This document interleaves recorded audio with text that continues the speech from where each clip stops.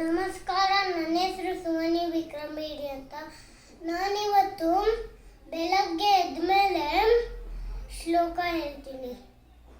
ಕರಾಗ್ರೆ ವಸತೆ ಲಕ್ಷ್ಮೀ, ಕರ ಮಧ್ಯ ಸರಸ್ವತಿ, ಕರ ಮೂಲೆ ಸ್ಥಿತೆ ಗೌರಿ, ಪ್ರಭಾತೆ ಕರದರ್ಶನಂ.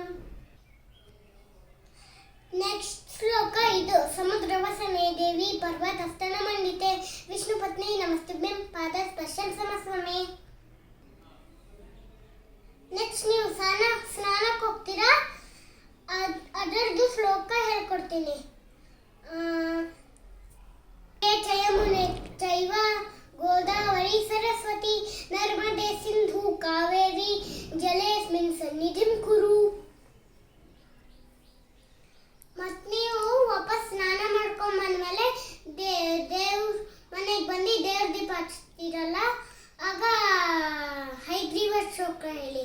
ನಾನಾನಂದಮಯಂ ದೇವಂ ನಿರ್ಮಲ ಸ್ಫಟಿಕಾಕೃತಿಂ ಆಧಾರಂ ಸರ್ವ ವಿಜ್ಞಾನಂ ಹೈಗ್ರೀವಂ ಉಪಾಸ್ಮಹೇ. ರಾಯರ ಶ್ಲೋಕ ಹೇಳ್ಕೊಳ್ಳಿ ಫ್ರೆಂಡ್ಸ್.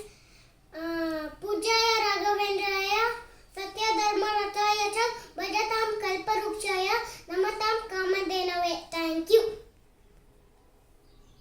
ನೀವು ಬಂದು ತಿಂಡಿ ತಿಂತೀರಾ, ಅನ್ನಪೂರ್ಣೆ ಶ್ಲೋಕ ಹೇಳಬೇಕು. ಅನ್ನಪೂರ್ಣೆ ಸದಾ ಪೂರ್ಣೆ ಶಂಕರ ಪ್ರಾಣವಲ್ಲವೇ, ಜ್ಞಾನ ವೈರಾಗ್ಯಂ ಸಿದ್ಧಾರ್ಥಂ ಭಿಕ್ಷಾಂ ದೇಹಿ ಚ ಪಾರ್ವತಿ.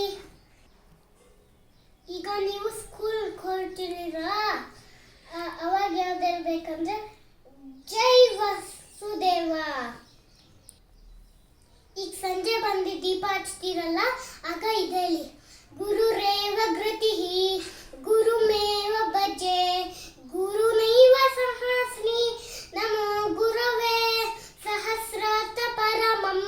ಶಿಶುರಸ್ತಿ ಗುರೋ ಮದಿರಸ್ತಿ ಗುರೌ ಮಮ ಪಾಹಿ ಗುರೋ ದೀಪಜ್ಯೋತಿಃ ಪರಂ ಬ್ರಹ್ಮ ದೀಪೇನ ಸಾಧ್ಯತೆ ಸರ್ವಂ ಸಂಧ್ಯಾಯಿ ಪರಮೋಸ್ತುತೆ. Thank you.